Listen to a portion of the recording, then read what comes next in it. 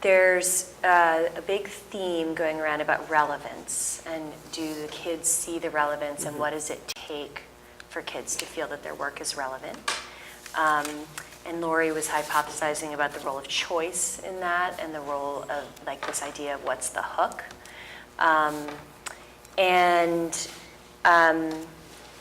There's also definitely this. I mean, you have a very boy-heavy population, so you're also struggling with, in particular, how does this all play out with the boys? There was also this idea of like what I might call sort of habits of mind or ways of working, or that like Laura was connecting, if like almost a theory of, if we can accomplish this in our day-to-day, then we should see it play out in the testing situation. So if we can hook them and have a sense of relevance and build these ways of working, these habits around going from oral to written, then we can transfer it. Which was, I think, Crystal, partly in response to your sort of like, how do we reconcile these mismatched assessments with the world we're trying to create in the classroom? And then the other thing that I heard was about a little bit more sort of a little more specific to the oral to written, like thinking to oral to written, this idea of unpacking and of expressing their thinking. So those are some of the big ideas I've been hearing. And I was wondering also how it connects. I was looking back at some of your data. I was wondering how it connects with the idea that I saw in your data about we're not generating many level 4s. We are more successful at moving level 2s to 3s. I was wondering about what does that piece of data mean to you, and a little bit more of like what this all looks like. Data, like what are you seeing in your classrooms day to day? Just sort of what you were saying. One thing that I noticed that you hear a lot from the kids, at least I hear from my kids, is, does this count? If I'm not going to get something out of it, then I'm not going to do it. If it doesn't count on my report card, does my EQAO count on my report card? If you say no, some of them just won't put the effort in. Well, why should I do that, Mrs. Healy? Are you going to make me, or like, is there a purpose to this? And they actually question things, which is good, but almost to the extreme where you're having to constantly push things or feel like you're pushing things at them. And the only way I got away from those sort of discussions I was having on a daily basis was, for me, I found the big aha was the second point we had up there, problem solving, critical thinking, and finding those rich tasks that were a bit more all-encompassing. It was something that I consciously chose to replace one of my science units with, because I was just so bored of doing the textbook stuff, and so were the kids. I wasn't getting to them. And so I thought, well, there's enough of the overall expectations in this project that I can replace that structures unit with this and do it. And the kids had choice in it in terms of their groups, in terms of what their invention was going to be, and they had to carry through the process from beginning to end. And that was the easiest unit the easiest 6 weeks of teaching I ever did in my life, because they were so engaged and so into it, and I never thought I would see that.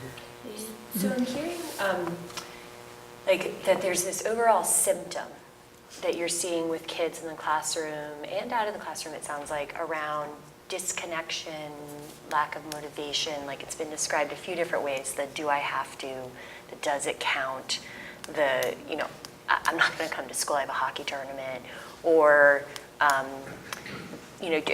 heard a variety of sort of descriptions of what this disconnection or lack of motivation looks like.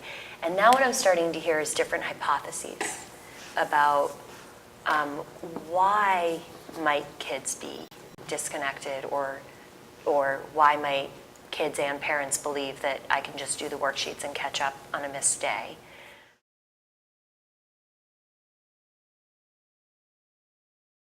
So I'm wondering if it would be helpful for us to try doing a root cause analysis of this particular symptom, which is basically just a structured way to do the conversation you're doing, which is sort of hypothesizing about why is that so? And we basically try to kind of keep peeling the onion to say, well, why is that so, and why is that so, to kind of go really deep, so that and the reason to do it is if we try to treat the symptom, it's sort of like if you think of a medical analogy, like if you have a runny nose and a cough, and you just take a decongestant or one of the cold medicines, you might feel a little bit better temporarily, but you might not be getting at the root cause. Like, for example, if you actually have allergies, like ultimately, you haven't really solved the problem. So this is about saying, well, what's causing the sneeze and the cough? Like, what's causing those symptoms so that we actually are going after the root causes when we are identifying where we feel challenged. So I'm wondering if that would be helpful to try it out on that symptom. Does that sound? You might be able to, partly will be a note-taking strategy, like it'll partly just document some of the ideas that are getting thrown around, because I've already heard a bunch of hypotheses.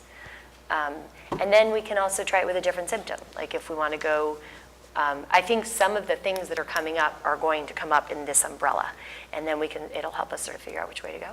Sound good? But can someone take a shot at describing what are you seeing, sort of this and it's a generalization, but it's obviously pervasive enough that we feel this is important. But what's the generalization about student motivation, disconnection, like this stuff we've been talking about? I think these are two separate things, potentially, although there'll probably be some overlaps. But I think we should go with the second one first, because that's what we've been talking a lot about, and we already have some hypotheses in the room.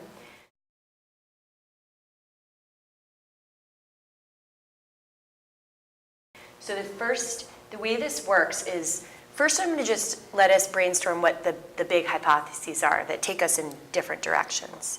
And then I'll do a bigger map over here, because we won't be able to do every hypothesis that's out there, and we won't want to do every hypothesis that's out there. So first we're just going to brainstorm, not go super deep on them, but get the ideas out there. Some of them have been said. So the question we're going to keep asking is, and we have multiple things here, but I think we'll see if they fall apart. But students don't take responsibility for learning, and what we see of that is that it's largely extrinsic motivation, which has been this kids don't seem to care. What's a hypothesis about why you think kids don't care, why kids are extrinsically motivated? Yes? I think parents are, in a way, doing too much for them. Okay, so we've got a whole Forget your hypothesis out homework, there. it's at home, you just call mom, and mom drops it off on the front counter. We've When I got went to parents school do and I too forgot much, my homework. Parents pay for grades, things like that. Yeah, All right, except for the content. another hypothesis. Yes? It's not relevant to them. The lesson, the topic, we're in the 21st century with technology. They use it constantly, and yet in the classrooms, we don't tap into that as much as we should, perhaps, so that it's disengagement. Okay, so we've got, the work is not relevant to them. Another hypothesis. Parents too much. What else?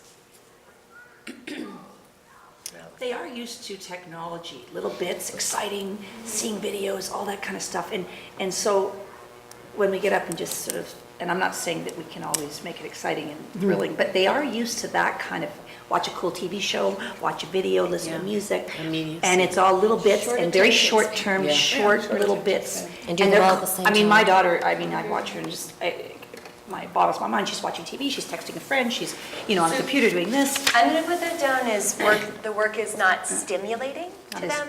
And I really an think exciting that issue. probably, and I put it this way because I think that this is maybe a bucket that's more than just technology, but it's the fun thing that was coming up earlier. Like what stimulates kids might be a variety of things, but okay, what else? I'm looking back because I've heard some other things. Maybe we're not making them accountable for what they Consequences know. of any kind, yeah. So that maybe we're doing things for them that they really should be doing for themselves, and we need to make them aware that if I have taught this to you, if I've given you the skill set, then you're accountable for it. It's something Okay. that's expected.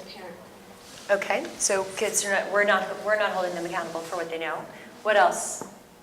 Maybe part of that is because we give so much formative feedback, which is, I really believe in it, but sometimes maybe our emphasis is so much on formative feedback So that they're not having enough opportunities to just do it themselves independently and make mistakes and screw up and all of that kind of stuff. Maybe we're I don't know. It's like micromanaging it too. So is that, Maybe. I you're don't thinking about why we're not holding them accountable, or is that you're thinking about why they're, I'm not really sure. okay. I A good assessment would just be spoon feeding them so much that they don't have to think or they don't have to care. I guess I was thinking about a math lesson I did the other day, and I started out by kind of modeling the whole thing and, you know, walking through it together, and then afterwards I thought I should have just said, take the problem, go for it, have some fun, figure it out. I'm not giving you any help at all, none. You guys figure it out yourself. That seemed to be way more exciting for them than me getting up there and modeling it all for them, because then it was just, oh my God, I gotta listen to that teacher talk again. So I think maybe sometimes we do too much modeling, and maybe we need to just let them make mistakes and go for it and then Okay. share that. So I'm gonna hold us there, because we're gonna dig into these. Are there other ones that you heard someone else say, or you heard yourself? Can you help me remember? Yeah, I'm checking. Laura, did you have one? And an emotional disengaged because they don't have the skill set. Where An emotional connection, do you think that's different? Don't you That you think it's part of the relevance, okay. Laura, did you have another one? Well, I was just reflecting back on what Crystal had said and how she had said when kids are disengaged, she often will reflect back on her about herself and her own teaching. And does that child have the skill set to be engaged within the activity I gave him? Okay, so I think. Am I right, Crystal? Is that- Yeah, and I think that is something different, and for me, that connects back to something Greg said earlier about efficacy, like, do the kids feel like they can do it? Do they have the skills?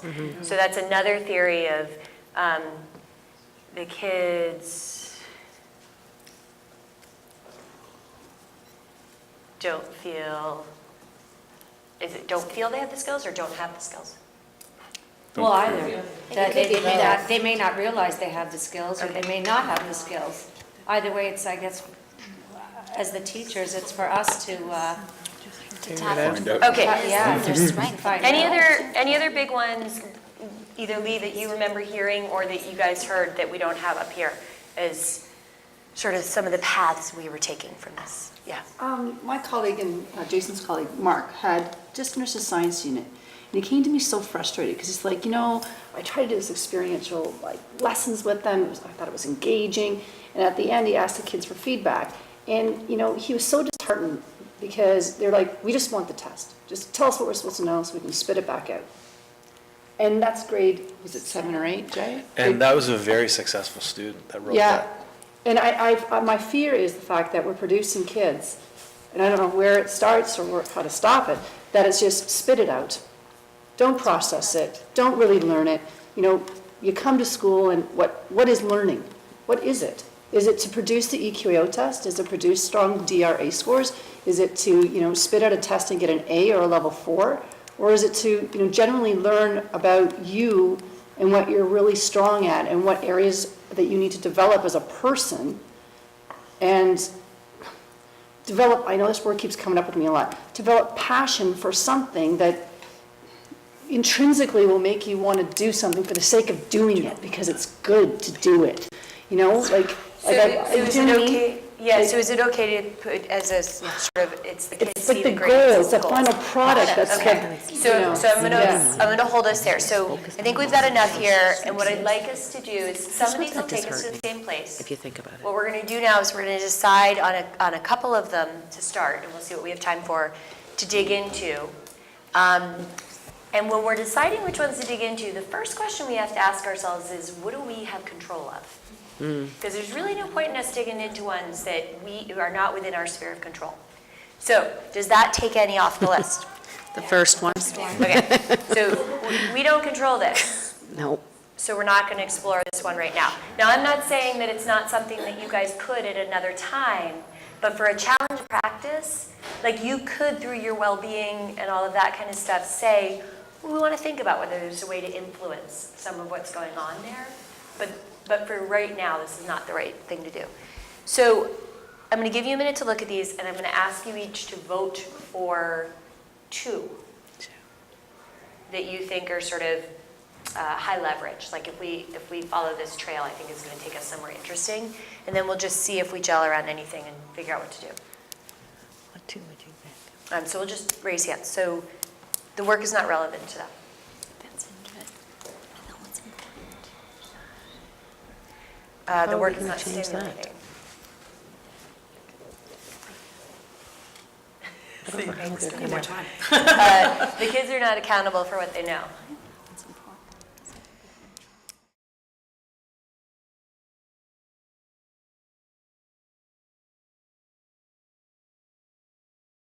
All right, so it seems like we should first explore the work is not relevant to them.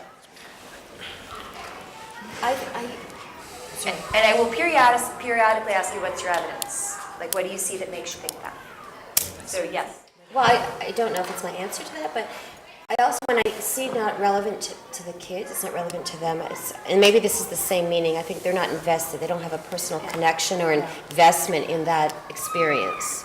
So when they're invested, whether it's through whatever inquiry, when they're personally invested, it becomes relevant, they make meaning, they're engaged, they can really communicate, and it kind of spirals from there.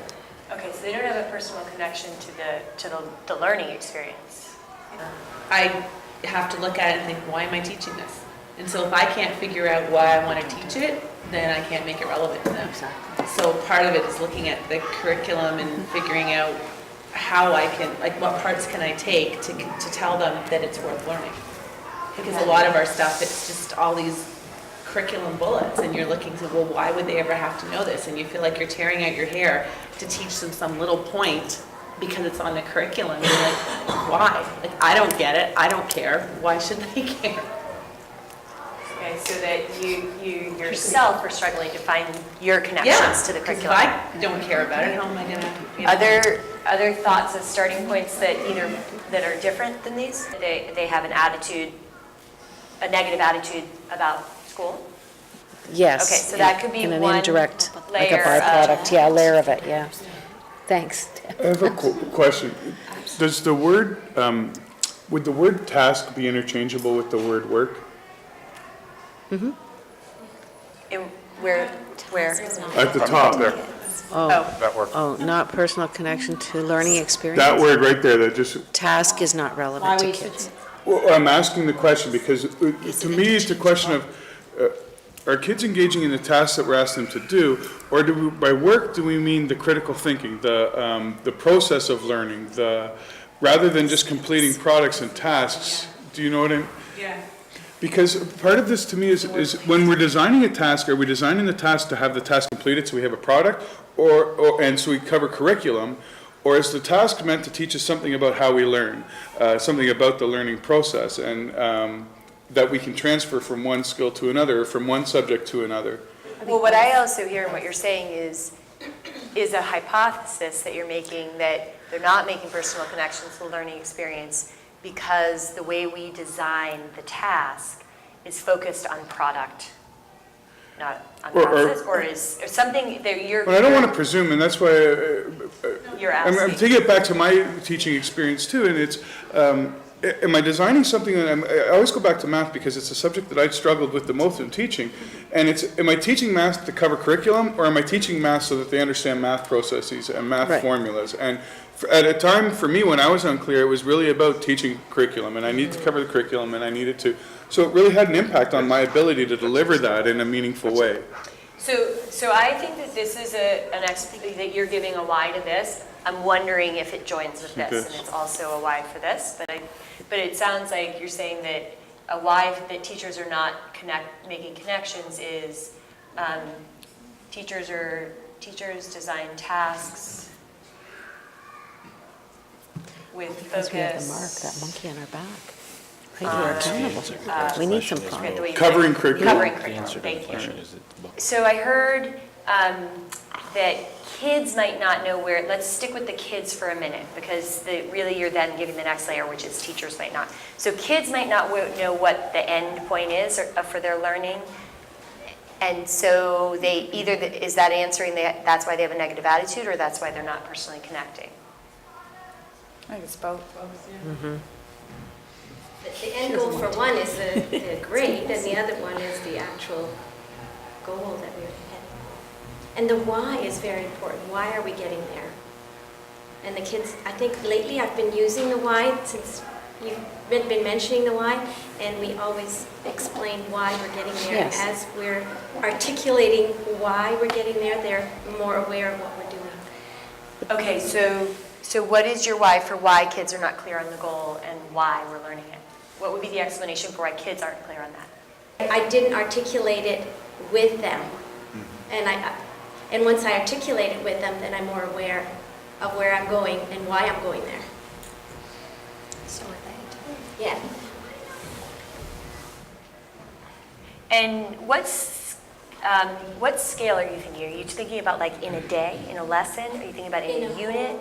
In a Every minute. Okay. A whole unit in a day. okay. Every time, actually, when we've had some, say there's a problem out on recess, and we say, why are we taking the time to talk about this now? And the answers that they come up with are so, they show their critical thinking. They say, okay, it's because we'll be able to get along better with others. So I think it's from day to day, from minute to minute, from lesson to unit. Okay. And so why do you think, in the cases when you've been in that position and you haven't, and you don't think you've articulated the where I'm going and why, or where we're going and why do you think that is? So what I heard was they're not making a personal connection to their learning because they're recipients of it, which I think is another way of saying the ownership, like that it's being delivered to them.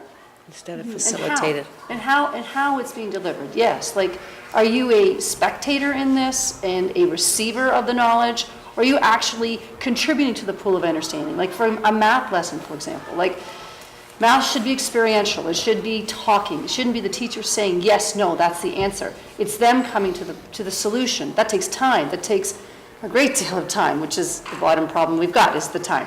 But Materials too. yeah, materials. Okay, so hang on, 'cause we're keeping them going in. down here. So, Yeah. so you're saying, why are they not personally connected? Because the students are receivers of knowledge. They have a passive role. Why do we think they have a passive role? Why do we think we're putting students as receivers of knowledge? I heard a few hypotheses. Okay, so one was time. It takes, and this may be perception of Yeah. time.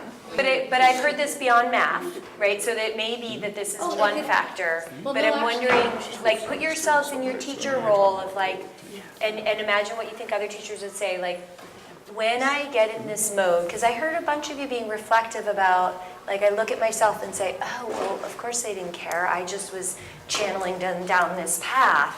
You know, when we get in that mode, like, why do we have students in a more passive role? I think we're being efficient.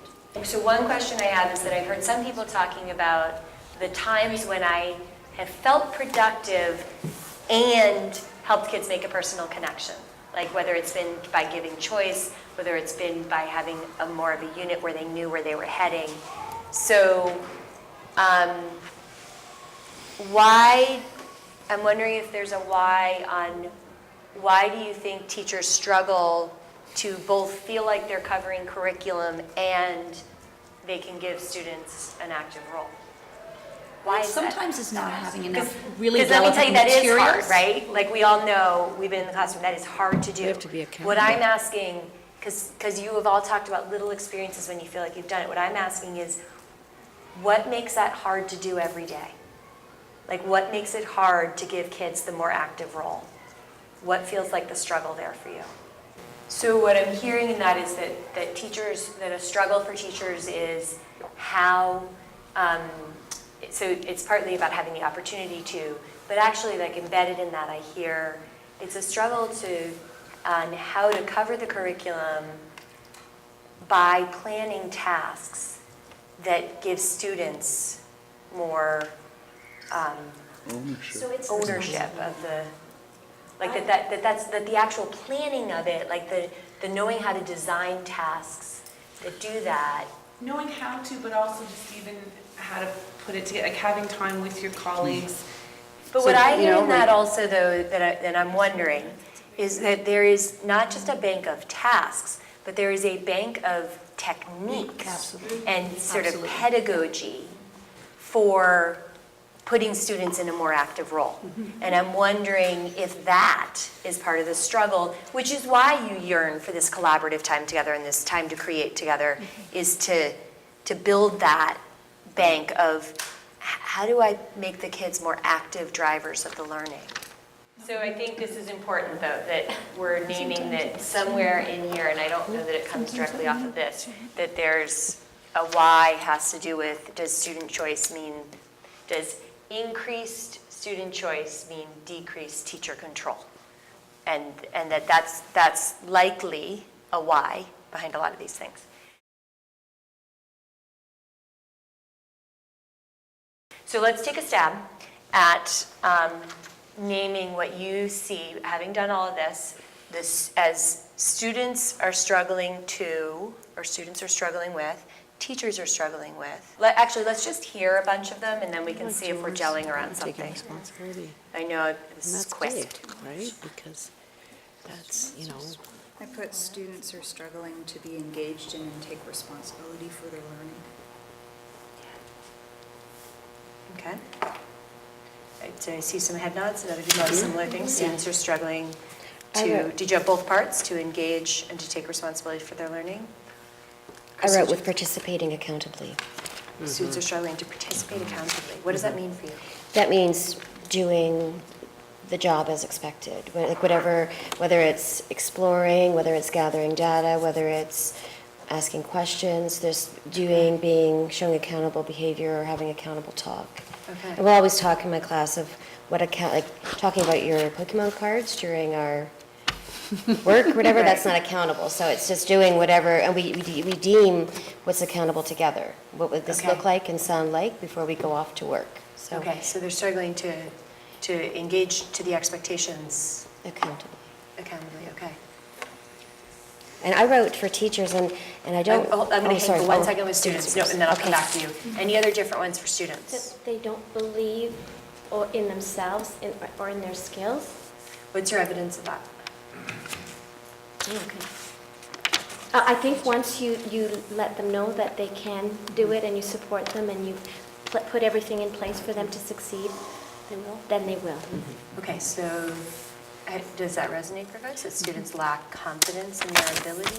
They don't know they Not have risk it takers. until you offer it to them. Exactly. Until you tell if them. you create a risk-free environment in Exactly. your classroom, so they know that they're safe to make mistakes, to, not for people won't laugh at them, if you have a tribe, use tribes in the classroom, so they know it's risk-free, then usually I find that they get confidence. Or guide them to that success, then So they can we've see that and do it. we've got a few things, we may need to narrow this down over time, and since you're going to need to wrap back to your faculty, Greg, did you have a different? I just had a question for people, because what I hear is that there's times that our students are definitely engaged, and then there's times where they're definitely not engaged. And my question is around what's making the difference in that. Because what I had written down here is that students are struggling to become or stay engaged in tasks that they may not see as relevant to them or feel relevant about. But what I also heard is that when they are engaged in it, or when it is relevant to them, is that they become very engaged in it. So I don't know if the idea of relevance is really the kind of pivotal idea. It's that sense of comfort and safety and sense of community. Yeah, because who deems relevance, like, how are we Yeah, going to go exactly. there? That's a personal, that's a How are we personal. going to, yeah. Well, but we've moved from relevance, I think, to the design of the task, is what I've heard. Like, I would not say that at this point, I would not say teachers are struggling to make the work relevant. I think we know more than that from what we've done. And again, check it back to the rest of the faculty if this resonates, but I would be more inclined to go somewhere deeper down. And I can't recall, but what, Crystal, you were going to share a teacher one, and then we can hear Greg's again. And this is not everything, so it's students are struggling to take responsibility for their own learning, to engage. I also heard something about taking risks. But we're a little bit all over the board here. We may need to see what connects to the teachers. Now, just note, though, that I didn't orally rehearse this with Okay, so I was thinking, and it kind of came up, and I've gauged this based on that, and also from discussions with many individuals when we're changing to the inquiry-based math program. So teachers are struggling with implementing inquiry-based programs or lessons, because that's where I've heard people say, like, the science, which is really inquiry-based, math explorations, when it's inquiry-based, the kids, we have the topic, we let them make those discoveries, we do our charts from there, and we extend on their learning and expand.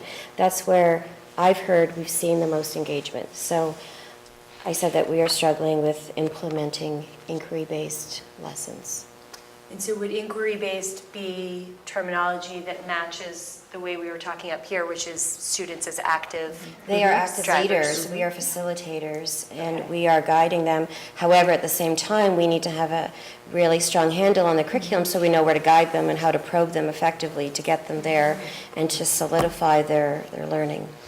Mine was the combo of that. It was engaging the students, but also covering curriculum. It's those two that sometimes seem like they're at opposite ends of the Okay, so the you're sort of spectrum, adding on to say so- teachers are struggling to Yeah, implement but- inquiry-based learning and feel like they're covering curriculum Well covered, yeah. while covering. I would also maybe put it out there that not everyone even knows what inquiry-based learning is. So in some ways, we're now hypothesizing about why teachers are struggling to make it a more inquiry-based, student-driven learning experience and cover curriculum. And I guess in some ways, we need to also say, okay, so we need to get into our own inquiry cycle on this. That's what this is all about, is that we're saying if this is our challenge, now we need to understand better why.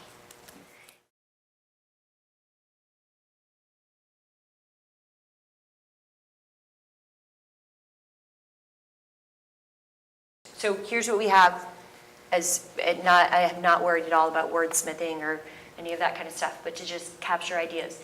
Students are struggling to take responsibility for their own learning, to engage accountably, and I put accountably in parentheses just because we would need to really get on the same page by what we mean by that, because it clearly means a lot in your classroom, Crystal, but it might not for everybody.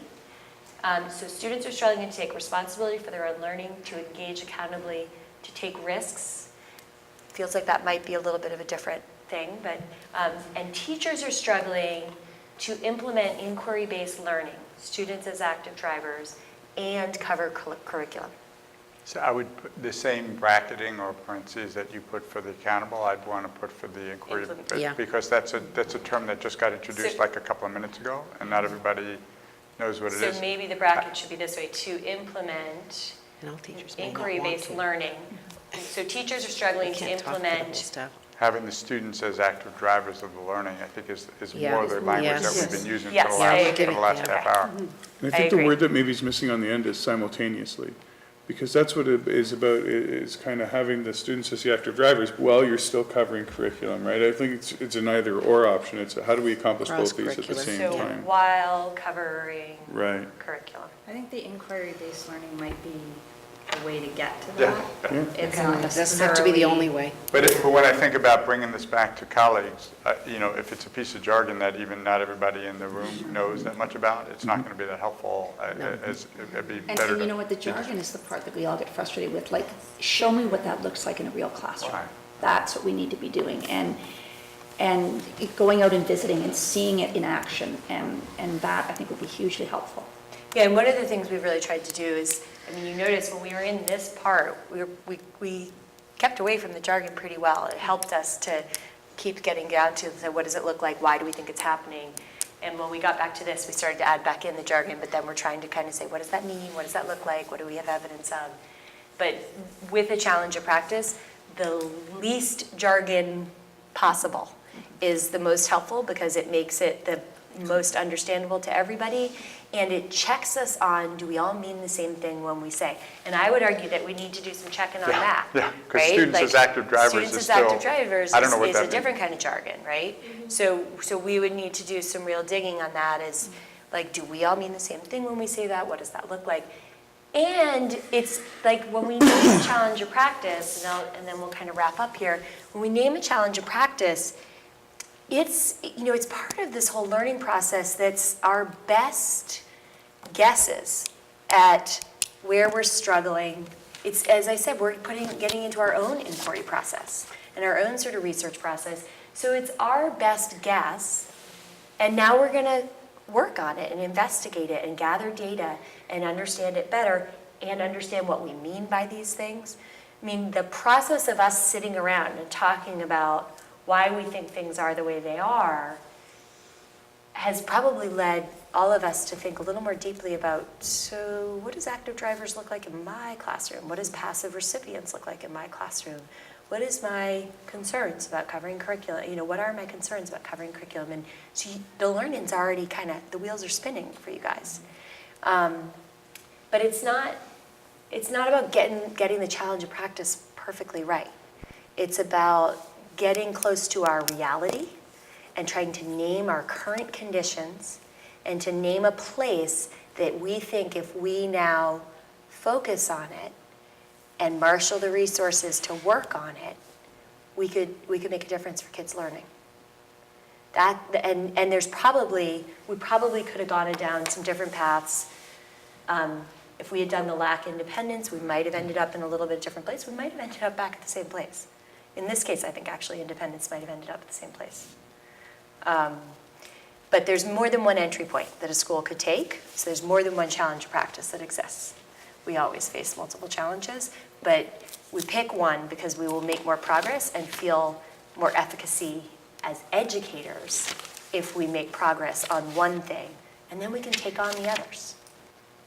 So that's sort of our rationale for trying to take that overwhelming all of these things and say, can we narrow our focus?